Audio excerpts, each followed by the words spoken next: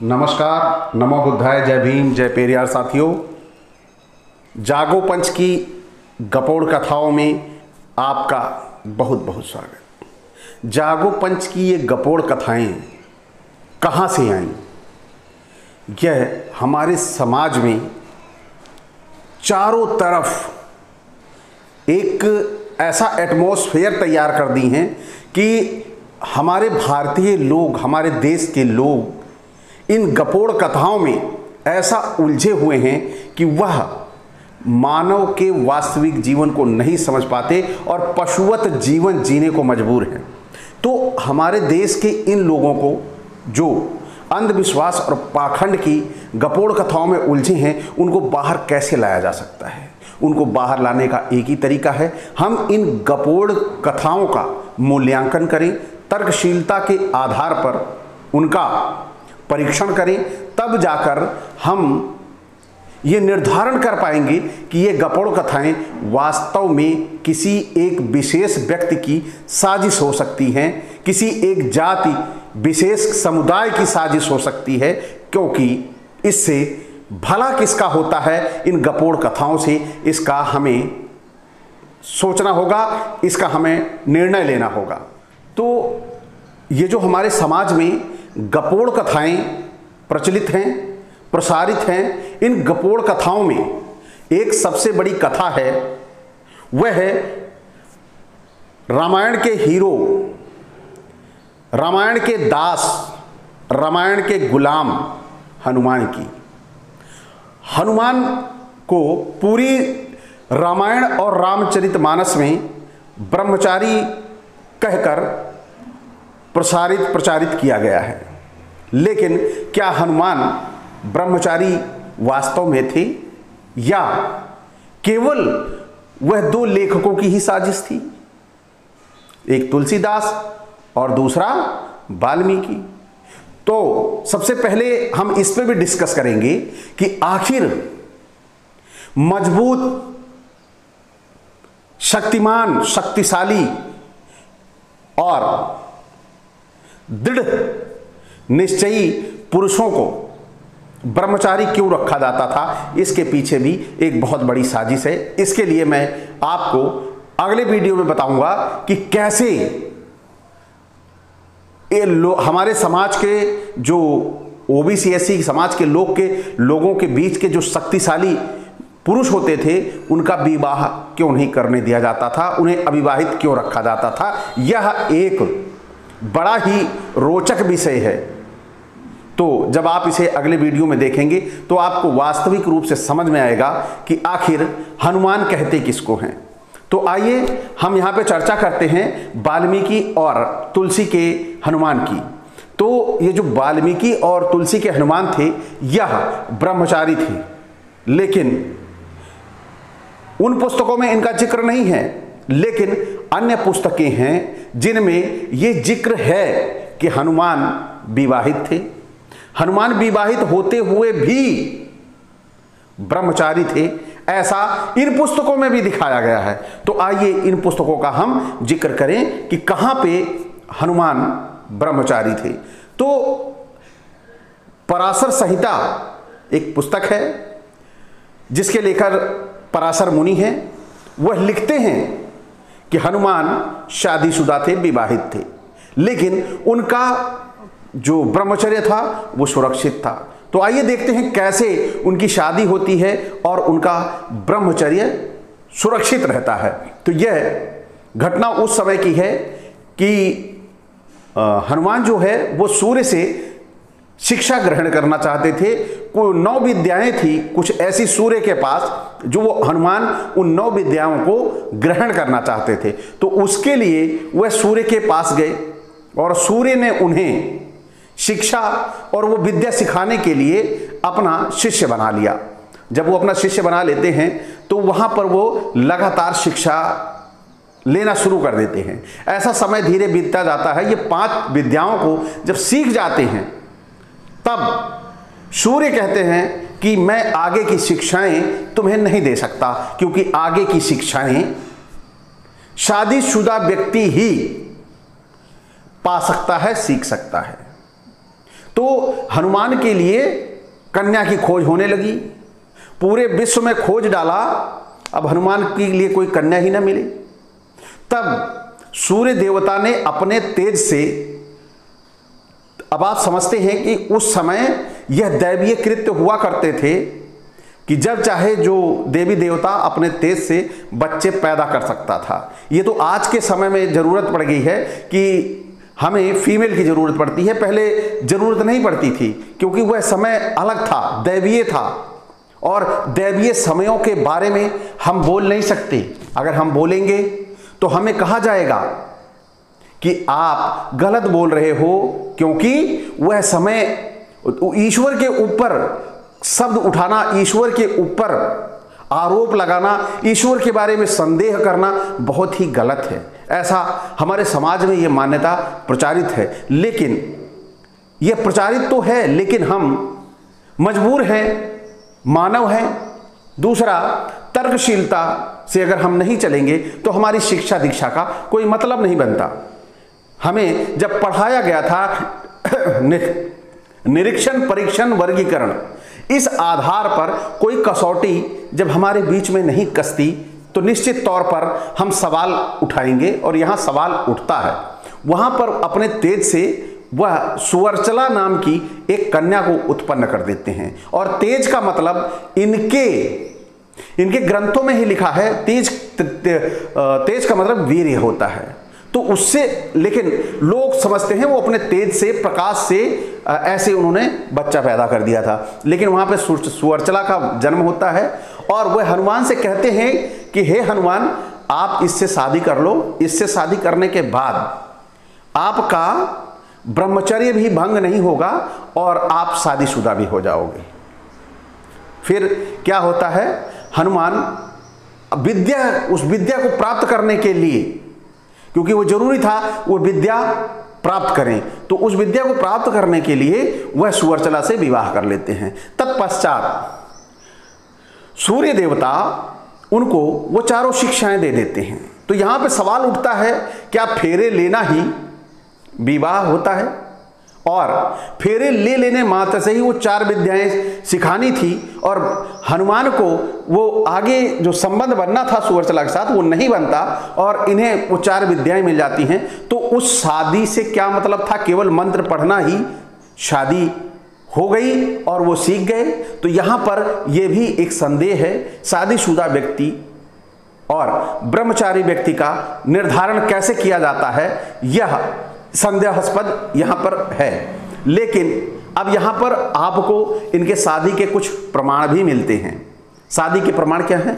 आंध्र प्रदेश में सुवर्चला और हनुमान की मूर्ति लगी हुई है, और वहां पर इसे बड़े पैमाने पर लोग पूजते हैं, और वहां पर लोगों की जो मनोकामनाएं हैं वह भी पूर्ण होती हैं। वहां बहुत बड़ा मेला लगता है, ऐसी वहां की मान्यता है कि यहाँ के इन दोनों की पूजा आराधना करने से हमारी जो मनोकामनाएं हैं वो पूर्ण होती हैं। तो यहाँ पर हनुमान की एक शादी का जिक्र आपके सामने आया कि यहाँ पर वो विवाहित थे।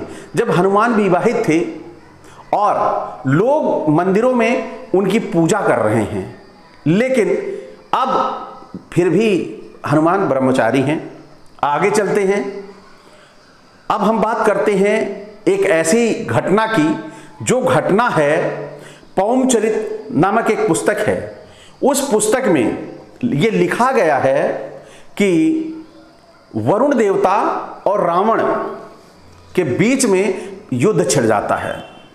तो इस युद्ध में जो नेतृत्व कर रहे होते हैं वरुण देव की तरफ से, वह होते हैं हनुमान। और हनुमान अपने शक्ति और बल से रावण के सारे बेटों को बंदी बना लेते हैं और रावण को परास्त कर देते हैं। और इस पे रावण परास्त होने के बाद हनुमान के साथ अपनी बेटी अनंग कुसुमा की शादी कर देता है, और हनुमान इस शादी के बाद भी ब्रह्मचारी रह जाते हैं, ऐसा इस पुस्तक में लिखा गया है। तो विवाह होने के बाद ये ब्रह्मचारी रहना और विवाहित भी होना, यानी कलंकित, आप कलंकित हो रहे हो, कलंक लग रहा है और कलंक से बच रहे हो, यह कैसे हो सकता है? जैसे कहा गया है कि कोयले के खान में जाने से, कालिख लगने से नहीं बचती, वैसे ही इनकी ये दूसरी शादी थी और ये ब्रह्मचारी थे। कैसे लेखकों ने इन्हें अपनी कलम से ये संरक्षण दिया है, लेकिन ये संरक्षण आगे चल के ये पोल भी खुलेगी। लेकिन अभी थोड़ा धैर्य बनाते हैं और यहां पे देखते हैं अनंग कुसुमा की शादी के बाद हनुमान की तीसरी शादी। तो यहां पर वरुण देवता बड़े प्रसन्न होते हैं कि हनुमान ने उन्हें रावण जैसे राजा पर विजयी बना दिया। तो उन्होंने क्या किया कि अपनी बेटी सत्यवती का विवाह हनुमान से कर दिया, वो भी बहुत प्रसन्न थे। तो अब ये इनकी तीसरी शादी हो गई और इसके बाद भी ये ब्रह्मचारी बने रहे। सबसे बड़ी बात, पहले क्या होता था, स्वर्ग देवता मतलब स्वर्ग के देवता धरती के लोगों से आके लड़ा करते थे। आप इस दिमाग पे अपने जोर दीजिएगा। स्वर्ग के देवता वरुण देव और लंका का हमारा रावण, इन दोनों के बीच क्या टसन थी कि दोनों ने अपनी लड़ाई लड़ी। ये तर्कशीलता की बात है। स्वर्ग आज तक हम नहीं देख पाए, धरती पर हमारे इतने सारे लोग हैं, आज इतने अन्वेषण खोजों के बाद भी स्वर्ग की कहीं अस्तित्व नहीं मिला, स्वर्ग के बारे में पता नहीं चला। लेकिन उस समय स्वर्ग के देवता धरती पर आते थे लड़ने। यह दिमाग में आपके खटकना चाहिए। लेकिन हमें ईश्वर के ऊपर सवाल नहीं करना चाहिए, ईश्वर पर प्रश्न चिन्ह नहीं लगाना चाहिए, ईश्वर के बारे में बुरे भले शब्द इस्तेमाल नहीं करने चाहिए। आखिर क्यों नहीं करने चाहिए? जब पहले समय में, मतलब पौराणिक समय में, इन किताबों में स्वर्ग से देवता धरती पर लड़ने चले आते थे, आज ये देवता धरती पर लड़ने क्यों नहीं आ रहे? ये पहले क्यों आते थे? ये सवाल हमेशा उठेगा। इस सवाल को आप, वो देवता हैं, वो ईश्वर हैं, उन पर कुछ नहीं कह सकते, उनके बारे में कुछ नहीं बोल सकते। ये केवल एक बैरियर खड़ा करना है, एक रोक लगाना है कि यहां पर आपकी जवाबदेही खत्म हो जाती है, आप जवाब देने के काबिल नहीं रहते, तो आप कह देते हैं कि ईश्वर पर प्रश्न चिन्ह नहीं लगाना चाहिए। तो आइए आगे चलते हैं, हम बात करते हैं इनकी तीन शादियों के बाद। हनुमान युद्ध कांड का सीन है, वह चाहे वाल्मीकि रामायण का ले लो, चाहे रामचरितमानस का ले लो, दोनों में वह अपनी पूंछ से पूरी लंका को जला देते हैं। पूरी लंका, सोने की लंका, सोना किस ग्रेविटी पर मेल्ट होता है यह आप सभी को पता होगा, क्योंकि आज हमारे जो ये टेम्परेचर है, आज का जो टेम्परेचर है 42-44 पहुंच रहा है, और अगर हम इलेक्ट्रिसिटी को हटा दें तो हमारा जीवन दूभर हो जाता है। और सोना पिघला के कौन सा ऐसा रसायन उनकी पूंछ में लगा था, या उन सोने के घरों पे ऐसी क्या चीज लगी थी कि वो सोने में अपनी पूंछ को उन लगा देते थे और वो जलने लगता था। ये सब एक तर्कशीलता, बुद्धिमानता की बात है। अब जिसके पास बुद्धिमानता नहीं है, जिसके पास बुद्धि नहीं है, जिसकी बुद्धि पर बहुत मोटा पर्दा चढ़ा है, उसे अपने ईश्वर की कोई बातें दिखाई नहीं देती हैं, क्योंकि उस परत को एक दिन में नहीं चढ़ाया गया है, पिछले 4-5 हजार वर्षों में इस मोटी परत को चढ़ाया गया है, जो आपके जेहन में ये चढ़ चुकी है। और इस परत को भेदने के लिए बहुत तीव्र दिमाग होना चाहिए। जिसके पास होगा वह तुरंत इसका इस्तेमाल करेगा, और जिसके पास नहीं होगा उसके लिए आंख बंद करके केवल भजन कीर्तन करना ही पर्याप्त है। तो इसको कहते हैं, जो ये चार पाया होते हैं और ये दोपाया जो होते हैं, ये इनमें भी कोई फर्क नहीं होता, केवल दिमाग का ही फर्क होता है। तो इन दोनों में फर्क क्या है, ये जो तय करना है, ये दोपायों को तय करना है, चारपायों को नहीं तय करना। तो आइए चलते हैं हम युद्ध कांड के उस सीन पर जहां पर बहुत ही आश्चर्यजनक घटना होती है। ये जब आग लगा लेते हैं पूरी लंका में, तो वहां से ये गर्मी सह नहीं पाते, पूरे पूंछ में भी आग लगी थी और वो जो जल रहा था, सोना पिघल रहा था, चारों तरफ से बह रहा था पानी की तरह। तो ये भागे भागे समुद्र में पहुंचते हैं और अपनी पूंछ की आग समुद्र में बुझाते। तो उस समय ये पसीने से लथपथ थे, जैसे इस समय मैं हो रहा हूं, क्योंकि गर्मी बहुत है, तो इसी तरह लथपथ थे। तो वो पसीना जो है इनका समुद्र में गिर जाता है और एक मछली निगल लेती है और वो मछली गर्भवती हो जाती है। तो ये क्या करते हैं, वहां से चले जाते हैं, इनको पता नहीं होता कि ऐसी घटना भी हो चुकी है। तो एक समय रावण ने अपने भाई अहिरावण को राम और लक्ष्मण को मारने के लिए कहा।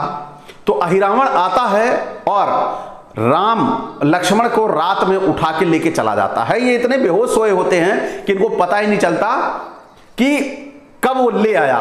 तो अहिरावण ले जाके अपनी देवी के सामने इन दोनों को वहां रखे होता है। ये इतने शक्तिशाली होते हैं राम और लक्ष्मण, इनको पता ही नहीं चलता, इन दैवीय अवतारों को पता ही नहीं चलता कि हम लोग कहां पहुंच गए हैं, और वहां पहुंचने के बाद भी ये नहीं जगते हैं। तो हनुमान जो है वो खोजते खोजते खोजते खोजते पाताल लोक पहुंच जाते हैं। जब पाताल लोक पहुंचते हैं तो पाताल लोक के दरवाजे पे दरबान खड़ा होता है। कौन? मकराध्वज, जो बिल्कुल हनुमान की तरह होता है। तो हनुमान सोचते हैं कि मेरे ही स्वरूप जैसा ये कौन है, तो उससे पूछते हैं। तो वो बताता है कि मैं हनुमान का बेटा हूं। अब हनुमान भी आश्चर्यचकित, क्योंकि भाई वो 3 शादियों के बाद भी कुंवारे थे, तो ये तीसरा बच्चा कहां से दिख गया।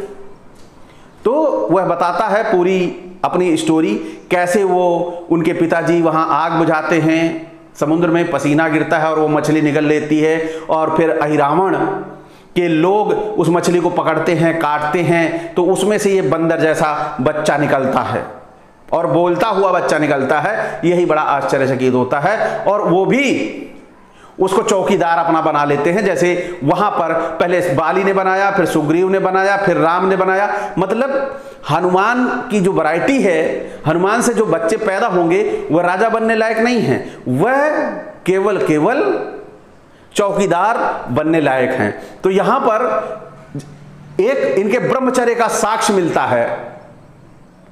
आप भी यह समझते हैं कि संतानोत्पत्ति किस माध्यम से होती है, यह जरूरी नहीं कि मैं आपको बिल्कुल ओपन करके बताऊं, तभी आप समझेंगे। संतानोत्पत्ति का तरीका आप सभी को मालूम है, जो हमारे श्रोता सुन रहे हैं। तो उस प्रक्रिया से न गुजर के मकरध्वज पैदा हो रहा है। तो हमें इस चीज को सोचना होगा कि हमारे समाज के लोग क्या न पानी में या कहीं नदी में स्नान कर रहे हों और ये पसीना जो है गिर जाए, तो क्या खतरा है कि नहीं है?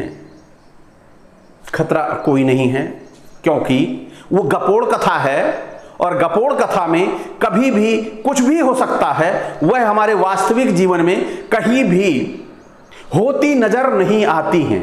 अगर हो रही होती तो आज पता नहीं कितने लोग पिट रहे होते और कितनी तलाक हो रही होती, क्योंकि ये घटनाएं हो जाती और घर पे आपके पहुंच के कोई बच्चा कहता, पापा पापा आप तो हमें वहां पसीने में छोड़ आए थे, तो घर में तो लठ चलती है आपके ऊपर। तो ऐसी गपोड़ कथाएं आप स्वीकार तो कर लेते हो, लेकिन आपके वास्तविक जीवन में जब ये होने लगे तो निश्चित तौर पर आप इससे भागने लगोगे, क्योंकि यह सच्चाई नहीं है। तो साथियों, यहां पर पूरी इस कथा में निर्णय आपको लेना है कि इस गपोड़ कथा में क्या विवाह के बाद कोई ब्रह्मचारी रह सकता है, या विवाह केवल मात्र चंद श्लोकों का या 7 फेरों का ही बंधन है, यहीं पे खत्म हो जाता है, यहीं से हट जाओ तो विवाह अमान्य हो गया, या फेरे हो गए तो ये साबित हो गया कि नहीं आप विवाहित हैं, और उसके बाद कैसे प्रमाणित होगा कि आप ब्रह्मचारी हैं। ये सोचने वाली बातें हैं जो हमारे मन मस्तिष्क में आनी चाहिए। जब नहीं आएंगी, क्या एक लड़की की शादी हो जाए और उसके बाद भी कहे वह कि मेरा कौमार्य भंग नहीं हुआ है, समाज में कोई भी स्वीकार करने को नहीं तैयार होगा, लेकिन हनुमान 3 शादियों और एक बच्चे के बाद भी आज ब्रह्मचारी है, यह केवल आपके अंधविश्वास का कारण है। और ये गपोड़ जो कथाएं हैं, ये आपके मन मस्तिष्क पे मोटी परत पीढ़ी दर पीढ़ी डालती चली आई हैं, इसलिए हमारे समाज में ये पाखंड व्याप्त है। तो साथियों, इस पूरे के पूरे ब्रह्मचारी परिवार की कथा पूरी की पूरी आपको कैसी लगी? अच्छी लगी तो आप लोग लाइक करें, और जो हमारे नए साथी देख रहे हैं वो सब्सक्राइब कर लें, जिससे हमें मल्टीविटामिन इस तरह की वीडियो बनाने के लिए मिलता रहे, और बेल आइकन की घंटी जरूर दबा लें, जिससे अगले वीडियो का नोटिफिकेशन आप तक त्वरित गति से पहुंच जाए। इसी के साथ आपसे विदा चाहेंगे। नमस्कार।